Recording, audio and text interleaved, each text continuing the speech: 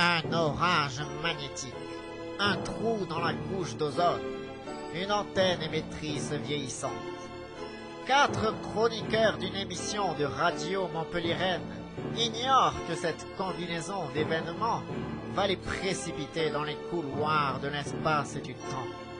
S'apercevant qu'ils sont toujours écoutés, nos consciencieux professionnels décident de continuer coûte que coûte à faire leur travail. Depuis, ils errent d'époque en époque dans leur station de radio pour le plus grand plaisir des auditeurs. Ils sont perdus sur les ondes. 27e jour, conférence de rédaction. Bon, on a un problème là. Il est bientôt midi, à part l'interview de Michel, j'ai aucun sujet moi. Il va peut-être falloir se bouger, non? Vous croyez pas? Non. Hein? Tu peux développer? On n'a rien de prévu aujourd'hui. Hein?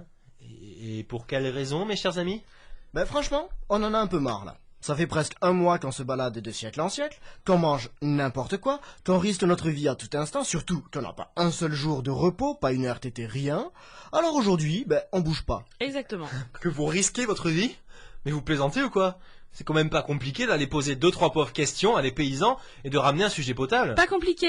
Ça se voit que c'est pas vous qui avez failli vous faire dévorer par un tigre ou qui avez été jeté en prison à Chicago. Bah, si on est un tant soit peu intelligent, ça n'est pas si compliqué que ça. Je me souviens, en 1974, j'étais comme vous, jeune journaliste, et je faisais ma première interview du président Giscard d'Estaing. Et l'anecdote amusante, c'est que le président a Ça dit... va Michel, on a compris. Ben en tout cas, si vous êtes si intelligent que ça, pourquoi vous le faites pas vous? Attendez, avec Libansky, on a passé l'âge. Ah là. non. Nathanaël a raison. Là, vous partez en extérieur à notre place et nous, on prend votre place. Et si effectivement vous trouvez que c'est facile, alors on reconnaîtra nos torts avec Nathanaël et même que on lavera les vides du studio. Et bon, allez, on fera la vaisselle pendant un mois. N'exagère pas, Steph. La vaisselle pendant un mois. Pari tenu. Vous allez voir que c'est pas si compliqué de faire du bon travail. C'est qu'il fait chaud dehors, Pierre. Bah c'est parfait, comme ça vous transpirez pour quelque chose. Allez, on est parti. Je vous fais confiance pour lancer des titres, hein. Si vous vous cassez la gueule à l'émission, ça prouvera au moins qu'il faut un peu plus de maturité que la vôtre pour mener à bien une émission. Oh oui alors, que c'est dur d'être assis dans un fauteuil à parler dans un micro. C'est parti alors? Ah, ils vont changer d'avis, crois-moi. Dis, faudrait quand même pas qu'ils se perdent dans le désert. Bon t'inquiète, Michel est aussi vieux que les pyramides. Il connaît bien le chemin. Allez, j'ai toujours rêvé de dire ça alors. Antenne dans 5, 4, 3, 2... Bonjour à tous, vous écoutez Radio Clapas, nous sommes le jeudi 12 juillet, moins 36, il est midi.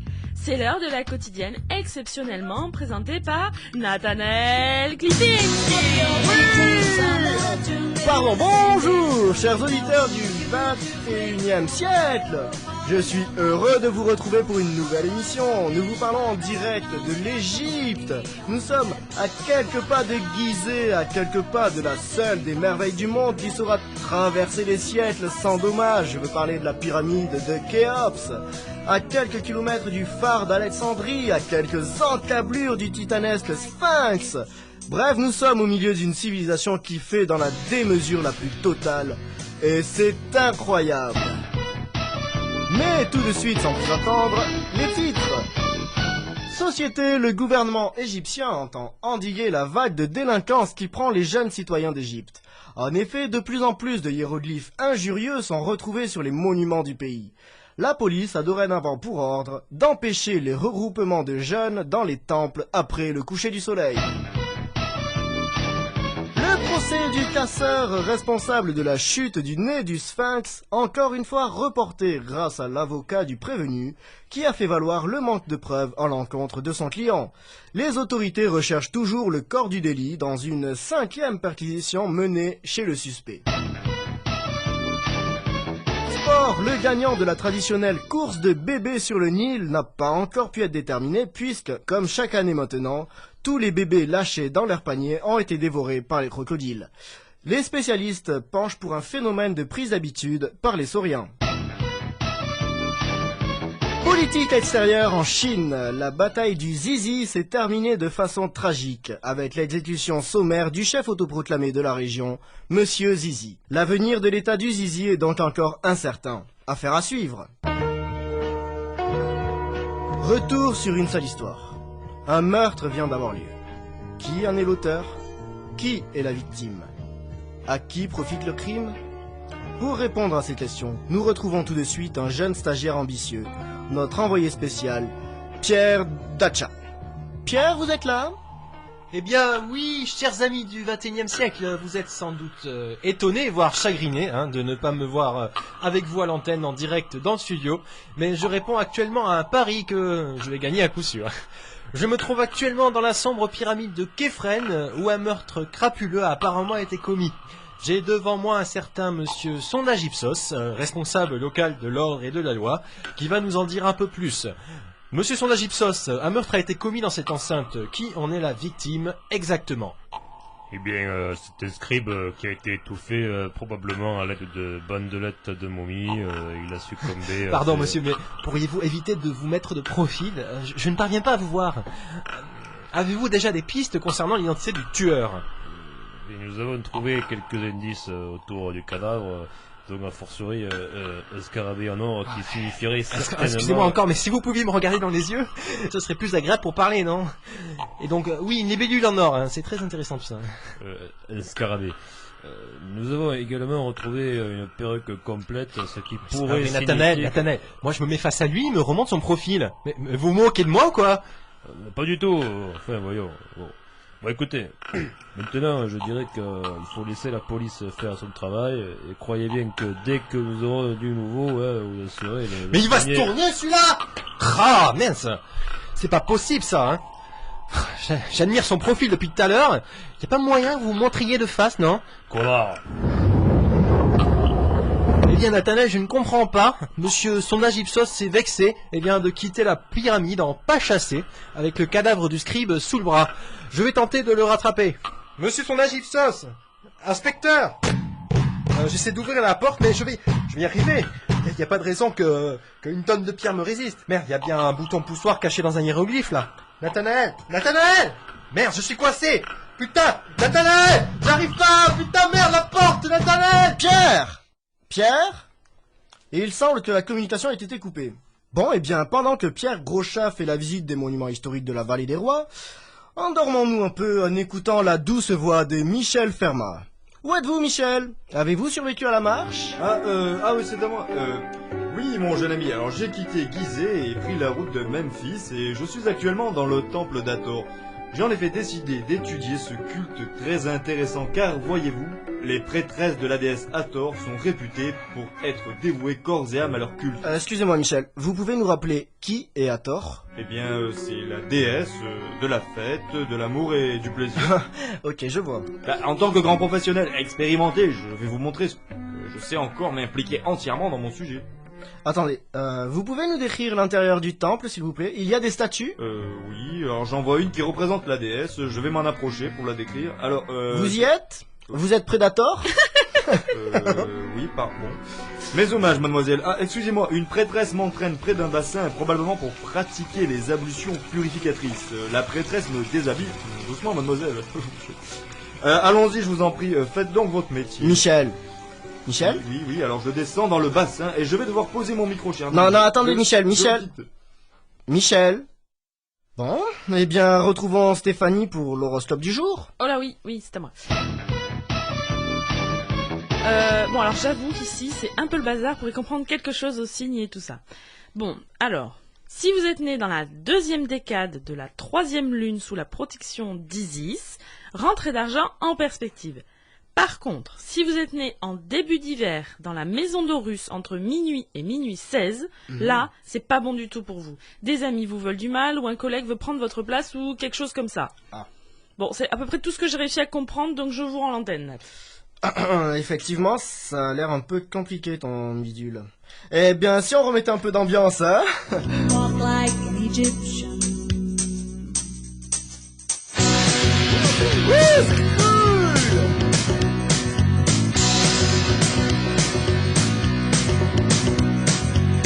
Blonde waitresses take their trays, spin around and across the floor. They got the moves. Drop your Ouais, puisqu'on est dans notre lancée, voyons où on est Michel. Michel? Pardon. Je pratique le rituel de la collation. Une première prêtresse m'a amené une carte farcie aux figues et à l'aneth. Tandis qu'une deuxième verse un liquide qui semble être de l'hydromel. Ah oui, c'est bien de l'hydromel. Remettez-moi, mademoiselle. Oh, étrangeté du rituel, une troisième prêtresse me masse les pieds pendant que je mange en suivant les principes de la réflexologie antique. Cette investigation journalistique s'annonce très instructive. Ça va, c'est pas trop dur le terrain? Ah, que voulez-vous dire? Je veux dire que vous avez pas choisi le temple d'Hathor par hasard? Désolé mon jeune ami, je dois vous laisser momentanément. La grande prêtresse vient de me signifier que parler la bouche pleine est blasphématoire. Merci Michel. Apparemment le choc du monde extérieur est vraiment très dur pour lui, hein. Tiens justement, on va essayer de voir ce que devient Pierre depuis tout à l'heure. Pierre? Je ferai la vaisselle tous les jours. Je peux pas mourir ici. Pierre, s'il vous plaît, on vous entend là. Pierre, bon ben merci Pierre, hein. Sans transition, je crois Stéphanie que tu as 2-3 choses à nous révéler sur les secrets de beauté de la femme égyptienne. Effectivement, Nathanaël, je vous parle aujourd'hui de la femme égyptienne, archétype de la beauté méditerranéenne qui, fait extraordinaire, ne prend jamais de rides avec l'âge. Ah bon? Eh bien oui, chers auditeurs et surtout chères auditrices, car le secret de beauté de ces femmes du 1er siècle avant Jésus-Christ, c'est qu'elles n'ont tout simplement pas le temps de vieillir. Elles meurent au maximum à l'âge de 35 ans, et encore pour les plus chanceuses. Et ce n'est malheureusement pas tous les onguents, les cols et les crèmes qu'elles se mettent sur le visage qui changent quelque chose. La seule façon de rester belle serait donc pour nous de faire pareil. Mais malgré le désespoir qui se lit sur chacun de nos visages le matin dans notre glace, quand nous regardons passer inéluctablement les ans, nous n'en sommes pas encore là. Oula, Steph, c'est pas très joyeux ton truc. Oui, bah c'est la vérité, c'est ce qui se passe ici, moi, j'y peux rien. Bon, pour nous remonter le moral, nous allons à présent tenter de recontacter Michel pour la suite de son reportage dans le temple d'Hathor. Michel, vous nous entendez? Oui, oh, c'est exquis. Oh, c'est Michel, exquis. vous êtes à l'antenne. Oui, ah très bien, j'en suis donc à la troisième phase du rituel. 4 prêtresses s'affairent autour de mon corps d'athlète afin d'en faire sortir les mauvaises humeurs, d'après ce que j'ai compris. Vous pouvez préciser? Et il s'agit d'une technique très sophistiquée à base de massage coordonné des 4 membres, et c'est vrai que toute trace de mauvaise humeur semble avoir disparu de mon être. Mais voilà que la grande prêtresse fait son entrée dans une tenue extravagante. C'est-à-dire? C'est-à-dire qu'elle porte une immense couronne représentant le disque solaire entouré de 2 cornes de vache. Rappelons que la vache est l'animal tutélaire de la déesse Hathor. Oui, à part la couronne. Rien. Elle est à poil, quoi. Alors que les 4 prêtresses continuent leur massage, la grande prêtresse se couche sur mon torse que... on va vous laisser, hein. Stéphanie, ouais, les ouais, invités du jour sont arrivés? Oui, ils sont là, eux et leurs 2 chars de 3 tonnes.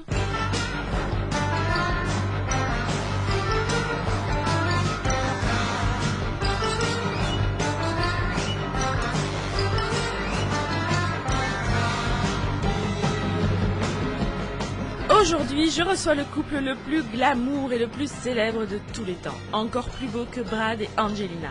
Ils ont régné sur la Méditerranée pendant des années avec un style inimitable. Ils ont inspiré de grands artistes comme Cécile B2000 ou Kamel Wally. Je veux bien sûr parler de Cléopâtre et Marc-Antoine. Bonjour Cléo et Marc A. Je peux vous appeler ainsi, on est entre nous, pas de chichi. Ah, bien sûr. Vous savez, on a beau être au-dessus des autres, on reste quand même très accessible. Pourquoi c'est toi qui parles en premier? On a un accord, je te rappelle. La puissance de l'Empire romain parle d'abord, ok? On me l'écoutez pas, il est ronchon depuis ce matin. Il a pas digéré sa cervelle de crocodile aux figues. Rien à voir, je digère très bien. Alors permettez-moi une première question. Vous qui dirigez les empires les plus prestigieux du monde antique, comment faites-vous pour concilier vie professionnelle et vie privée? C'est pas compliqué. Lui, il va combattre les Parthes, les fesses sur son cheval, bon, en gros 4 bédons avec des serpettes. Et moi, je me tape toutes les corvées domestiques. Et ça en fait des ordres à donner à mes esclaves. Ils ont presque plus le temps de me préparer mes bains au lait d'ânesse, si c'est pas scandaleux. Par Osiris, je suis une reine, moi, j'ai un standing à tenir. Mais bon, ça va, hein. T'es pas d'en sortir ton couplet sur la grandeur de l'Égypte, hein. Le Sphinx, les pyramides, les 3000 ans d'histoire, on en a soupé, hein. Franchement, comme comédienne, on repassera. Ok, je vois que j'ai touché un point sensible. Et dites-moi, concernant l'éducation de vos jumeaux, Alexandre Hélios et Cléopâtre Sélénée, ça se passe comment? Il y a un partage des tâches, Marca, vous investissez? Ah bah alors c'est facile. Comme monsieur n'a pas daigné être là quand j'ai accouché, qu'il n'est revenu que pour leurs 3 ans, j'ai dû m'en occuper seule. Vous vous rendez compte? Moi, mère célibataire, uniquement aidée par ses 187 esclaves, j'ai cru que je ne m'en sortirais jamais. Mais je suis une femme forte, j'ai résisté. Le propriétaire du char immatriculé BX5347 FW garé en double fil est prié de déplacer son véhicule. Merci. Non, c'est pas le mien. Ainsi donc, Marca, vous n'étiez pas là pour la naissance de vos enfants. Non, j'étais retenu à Rome pour conclure un traité de paix avec Octave. L'avenir de l'Empire en dépendait. J'ai dû sacrifier ces précieux instants. Ouais, ça t'a quand même pas empêché d'épouser sa frangine à Octave. Quoi? Et allez, elle recommence. Pour la 1000e fois, j'ai pas pu faire autrement. C'était le seul moyen d'éviter la guerre. Depuis le temps qu'il essayait de la recaser la Octavie, il a fallu que ça tombe sur moi. Et si au moins elle avait été jeune et belle, mais non, elle en avait épuisé d'autres avant. Ouais, c'est quand même ta 4e femme, et en plus, elle était en cloque. Elle devrait traîner celle-là. Pardonne-moi, mais c'est pas moi qui ai épousé 2 de mes propres frères, hein. Ça, c'est carrément de l'inceste. Oui, mais Ouais, chez nous, c'est différent. Si je les avais pas épousées, j'aurais pas pu régner. Je t'aurais pas rencontré, on serait pas en train de vivre cette belle histoire d'amour. Oh, n'importe quoi. Jamais Jules ne m'aurait traité comme ça. Ah non, tu parles pas de César. Si tu reparles encore ce vieux crouton, je prends mes clics et mes claques, mes légions et je retourne à Rome. Bon, laissez tomber, ça lui passera dans 5 minutes. Vous disiez? Oui. Alors Cléo, dites-moi un peu, c'est comment la vie de reine d'Égypte? Ah, vous savez, on en fait tout un plat, mais c'est somme toute assez surfait. Je suis restée très simple dans mes habitudes. Je me lave, je m'habille, je me maquille, je me perruque. J'aime bien faire les choses par moi-même. Je ne délègue rien. Oh bah dites-moi, vous devez avoir des journées épuisantes. J'avoue que c'est pas facile tous les jours. Mais je n'échangerai ma place pour rien au monde. Surtout qu'à une autre place, t'aurais pas d'esclave pour tout faire, hein. Mais je croyais que vous faisiez tout vous-même. Eh bien, c'est vrai. Je donne tous les ordres moi-même. Et je les regarde s'activer. Mais il ne faut pas croire que c'est amusant et reposant. Parfois, j'ai même de la peine pour eux. Enfin, je leur permets de boire de temps en temps. J'ai un cœur, vous savez. Je ne suis pas un monstre. Bon, excusez-moi, mais j'ai une centaine de barbares à décimer en Ligurie, j'ai autre chose à faire que d'entendre vos blablatages et femmelettes, hein. Mais faut pas te mettre dans ces états pareils, mon toutounet. Reviens. Mais reviens, c'est un ordre. Ah, ces hommes. Il se fait un hiéroglyphe à la moindre dispute. Un cinéma, vous voulez dire? Quoi? Non, merci Cléopâtre, j'espère que votre mari n'est pas trop vexé. Je l'espère aussi. Amour, attends-moi, j'arrive. Eh bien, mesdames et messieurs, nous espérons que vous avez passé un bon moment en notre compagnie. Pour notre part, à Stéphanie et moi, nous allons recueillir les lauriers de la victoire. Je vous rends l'antenne, à vous les studios. Salut, enfin bref, au revoir. C'est moi. Michel, vous êtes pas un peu foutu de nous dans le choix du terrain? Mais je ne vous permets pas, j'ai étudié la religion. C'est pas un sujet de société, la religion peut-être. Bon. Ouais, où est Pierre? Encore coincé dans sa pyramide? Je veux qu'il m'avoue en face que le job de reporter est difficile. Savez-vous que le mot job qui vient de l'anglais est prononcé au féminin au Canada? C'est un mot familier qui signifie souvent un petit boulot. Mais Job est aussi un célèbre personnage de la Bible qui met sa foi à l'épreuve du diable sous l'œil bienveillant de Dieu qui le bénira comme un homme juste. On se souvient également de Job, alias André Jobin, fameux scénariste de bande dessinée, auteur entre autres du vaillant Yakari l'Indien avec son ami Derib. Super Michel, merci. Moi, Ah bah enfin vous avez réussi à sortir, mais comment avez-vous fait? inspecteur, sondage Ipsos est revenu. Après vous avoir traité de tous les noms, il a quand même accepté de vous accompagner vers la sortie? Disons que... Non, vous n'avez tout de même pas... Mais non, Stekanski, qu'est-ce que vous allez imaginer? Je lui ai pété sa gueule puis c'est tout, hein. Comme un vrai homme que vous devez être en reportage en toutes circonstances, hein. Et arrêtez de gémir comme une fillette parce que vous travaillez trop dur ou qu'un malheureux paysan vous course avec sa fourche, hein. Ouais. C'est d'ailleurs bien la preuve que vous avez perdu votre pari. C'était vraiment pas compliqué de partir en extérieur. Maintenant que la preuve en est faite, tout va rentrer dans l'ordre. Mais pour la vaisselle? Michel la fera. J'espère qu'on arrivera en 2009.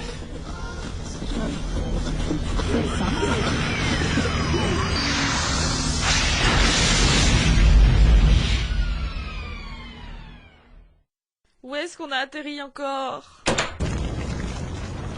Dites, il fait un échoui là-bas avec la dame?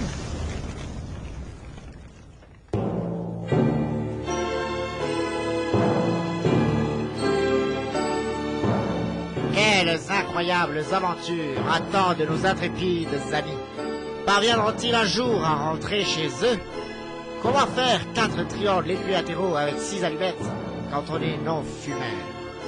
Vous le saurez dans le prochain épisode de perdu sur les rangs.